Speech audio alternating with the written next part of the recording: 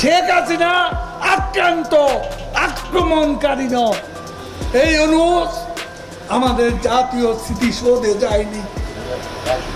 এই ইউনূস আমাদের শহীদ মিনারে যায় না। এই ইউনূস করোনা জাতীয় কোনো দুর্যোগে এই দেশের মানুষের পাশে ছিল। আজকে ডক্টর ইউনূস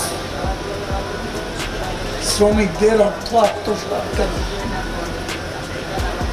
তিনিও আজকে মাঠে নেমেছেন। অতীতে যিনি রাজনৈতিক দলগুলো 1-11 সাড়া পাননি, যার বিরুদ্ধে মামলা চলমান, যিনি দেশের আইকনিক প্রকল্প পদ্মা সেতু নির্মাণের বিরোধিতা করেছেন, তিনি আবার সক্রিয়। আগে গোপনে করেছেন, এবার তিনিও এসেছেন প্রকাশ। আমাদের বন্ধু আছে বাইরে, আমাদের বন্ধু আছে, প্রভু নাই।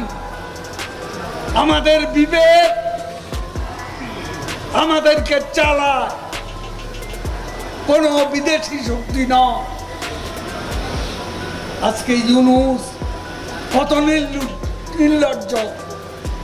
তিনি ভারতকে অনুরোধ করেন শেখ হাসিনাকে থামাতে। শেখ হাসিনা আক্রান্ত, আক্রমণকারী নয়, তাকে থামাবে। আক্রমণকারীদের থামান, যাদের সঙ্গে আপনি আছেন।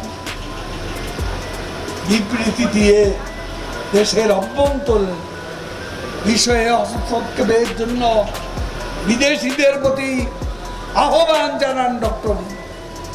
এই ইউনূস আমাদের জাতীয় স্মৃতিসৌধে যায়নি।